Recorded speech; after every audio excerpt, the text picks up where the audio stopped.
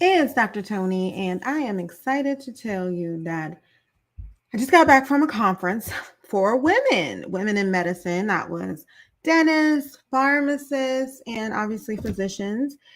And I guess there were also some nursing folks there too. So, all the team members and healthcare advocates, if you will. And we were advocating for ourselves for self care. Now, I will ask you a question. Do you consider yourself a gambler? Like, not necessarily go to Vegas, but a risk taker. All right.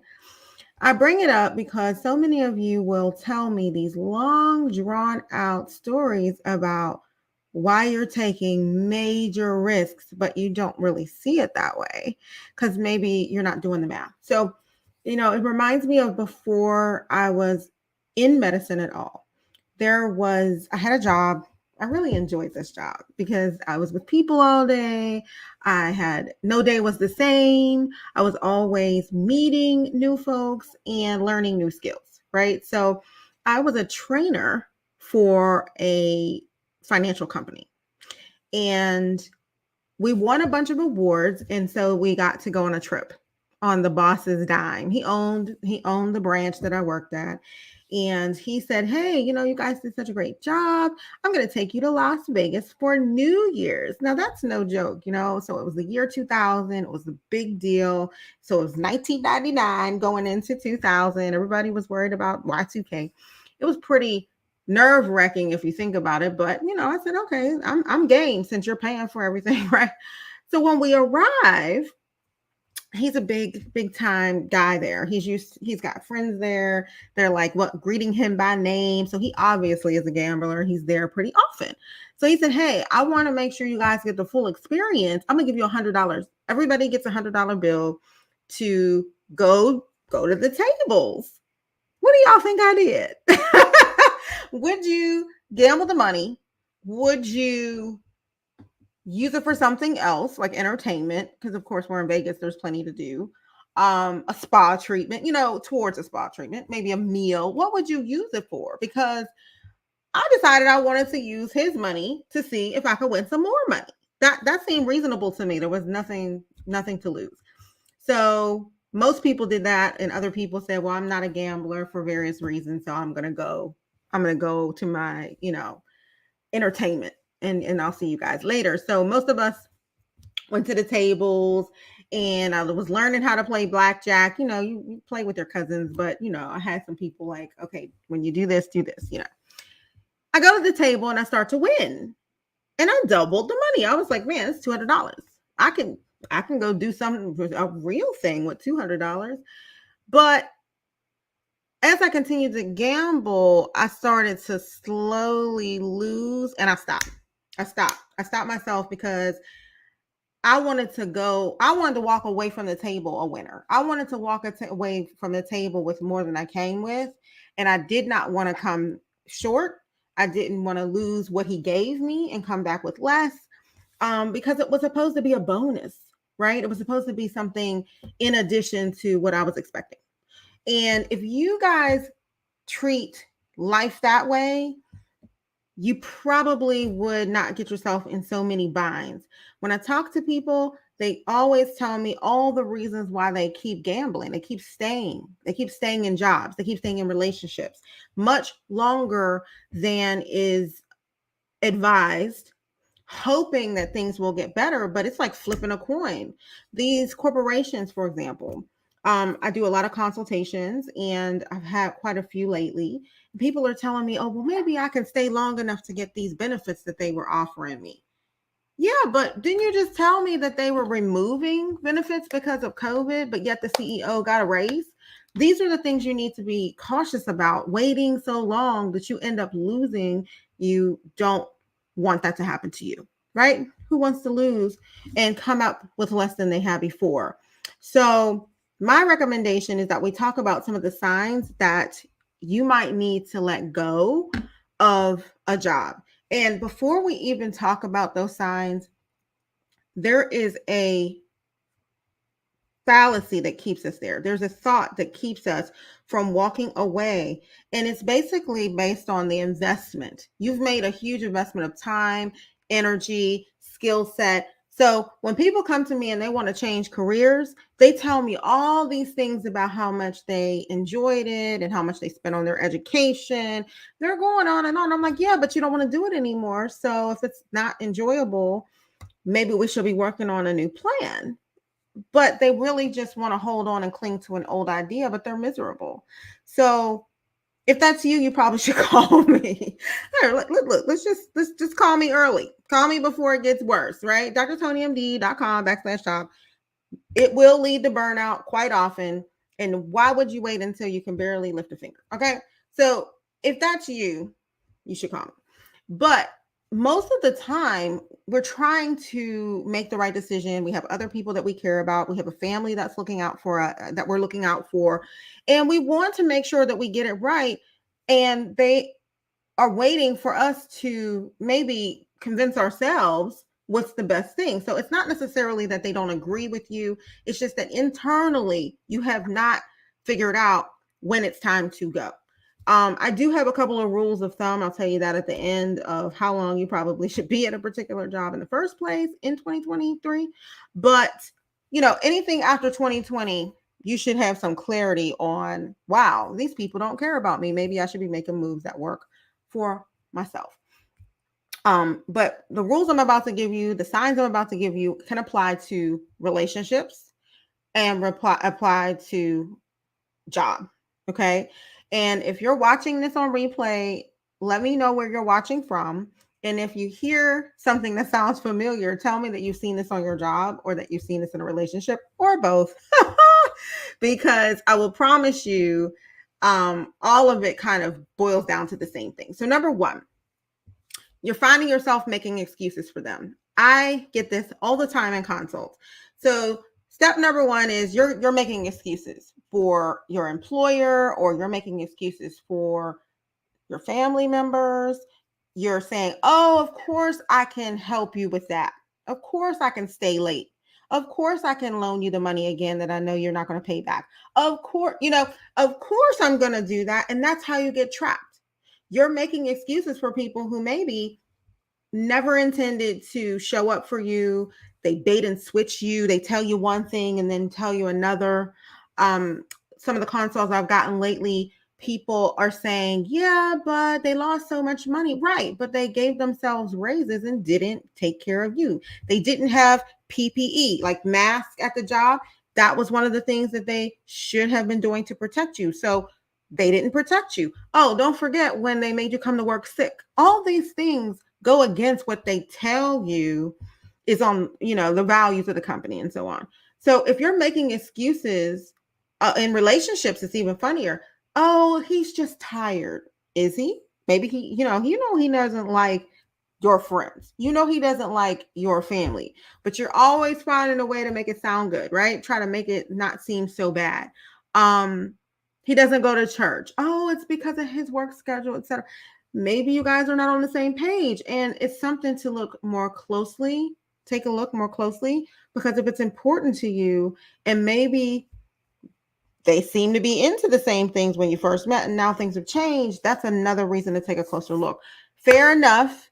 Sometimes you're trying to stay because when you first started, the people that you worked with, the people that ran the place, they did a good job, but those times have changed. So if you're continuing to try to talk yourself into or rationalize, chances are it's time to take a closer look at whether or not there's not something else out there for you. If you can't count on what they're telling you, or they continue to let you down and make a whole lot of excuses, sometimes the excuses are coming your way.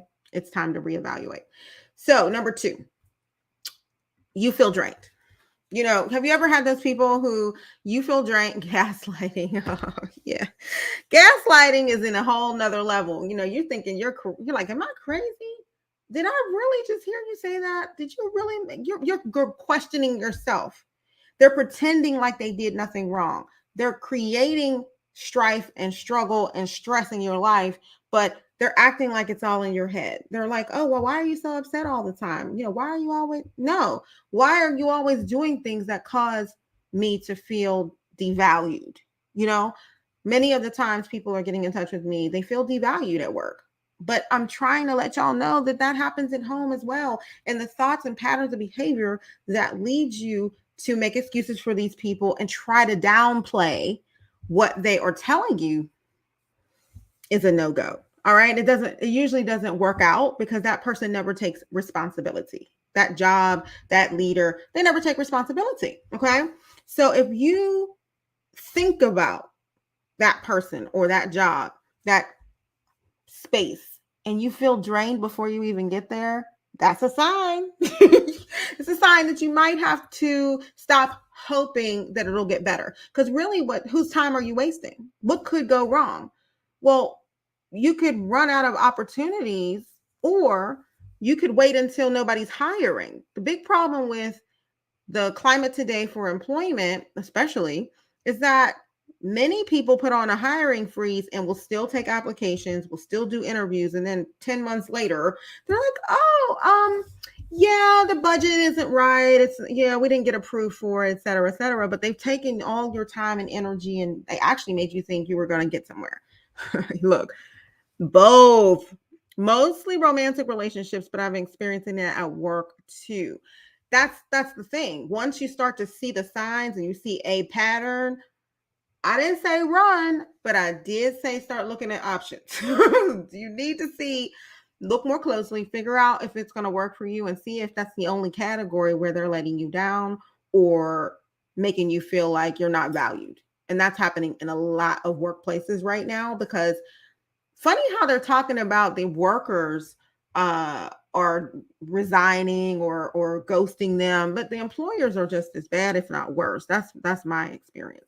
So it's a sign. So if you're waking up tired, if it's Friday and you're already counting down to Monday because you do not want to go there, if you fantasize about getting out of there or blowing up the building, chances are you might need to make new plans. If you're away, I don't expect you to think about your job. But if you go away and you really don't miss these people, you really don't miss what you're doing for a living, if you don't really um, feel refreshed when you get back, chances are there's some burnout happening, or maybe you need to start thinking about what's next for you. So I try to say it gently, but really just don't wait until you can't get out of bed. Don't wait until you're diagnosed with depression. Don't wait until you're just really not feeling up to making some changes or considering your options, which is how I hear from a lot of folks. They're just at their wits' end or something drastic happens. When I lived in Michigan, right before I went into medical school, the auto industry was tanking and people were just trying to be in denial. They were oblivious. And the recession hadn't even come yet. I went back to school like 2003 or something, like 20 years ago. And people were in denial, but all the signs, all the handwriting was on the wall. All the executives were leaving and finding new jobs outside of the city. Well, the only jobs in the city were auto industry jobs. Things were not going well. People weren't hiring. People were getting laid off. But don't wait until they give you a pink slip and then say, "Oh, I guess I need to figure out what I'm going to do." If the handwriting's on the wall, let's make better plans. Let's start thinking a little bit differently. All right.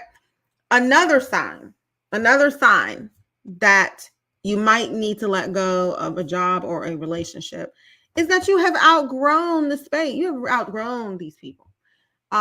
When you first started off, maybe there was a lot of excitement. Maybe there was a lot of potential. Raise your hand if you have moved on. Potential. Oh, here's what might happen. Here's what could happen. Looks good on paper. Have you ever done that? Raise your hand. I have. And what's funny about potential is we should not, especially after 30 years old, we should not base things on potential when it comes to concrete. So yes, there's potential for bonuses, but what's my base money look like? Is the base acceptable or not? Because they love to change the bonus structure, the pay structure. Somebody was telling me today, oh, they just took all of our RVUs away. If you know anything about medicine, that's like your productivity bonuses and productivity. They're like working 10 times as hard because it's a pandemic, but they don't want to pay you, and they start taking away your healthcare benefits, taking away your, not your healthcare, but more so like your incentivized stuff. So they used to do a 3% match. Now they're like, no, it can't do that right now. So if you've outgrown what looked like a good opportunity, or you start feeling like the potential was smoke and mirrors, you might need to start you might not need to start thinking about what is going to be okay for you, what is right for you. Some people come to me because they're just bored, or they're worried that it's monotonous. The job's monotonous, the relationship's monotonous. We're never doing anything new. There's nothing to look forward to. What else do I hear about? I hear about even when you think about the future way down the road, you can't even imagine or fantasize an exciting future with them. And that's kind of scary. And sometimes you did, I have a lot of women come to me and say, this job, they told me all these things when they hired me. They started letting me do my own thing, but then, the company just switched gears, and now I don't feel very stimulated at work because I'm back to doing the same old thing. So if you have more bad times than good times, very likely you might as well start thinking about what you want to do differently. There are career changes that some people need to make. There are internal changes, upgrades that need to happen. But sometimes more bad days than good days is just a harbinger of us needing to take a new inventory of what the heck matters to you. I'll say there's a bonus here, a bonus piece of the conversation. Sometimes you just have different priorities. Sometimes, back to like the conversation about, hey, you want to gamble the money? You want to buy yourself a nice meal? We're all foodies in my group. We could find ourselves a nice $200 meal for sure. But if your priorities have changed yourself, nobody's at fault. There's no one to blame. There's no fighting. There's no issue. But I want different things. So some jobs pay well. Some relationships don't have arguments, but that's actually a sign when you stop wanting to even fight or argue, or you've disconnected, you've disengaged. You don't want to keep having that same conversation with your supervisor. You don't respect them. You don't want to go back and forth. You don't think it's going to turn out well, so you don't engage. That is actually something to be a red flag, especially in relationships. But all jobs, all business is relationships. So if you're not feeling connected, if you're not feeling that there's a future here, chances are we need to make a plan. I will remind you that in the game of medicine where I was working, the patients weren't even winning. That's what was a red flag for me, right? The patients weren't even winning.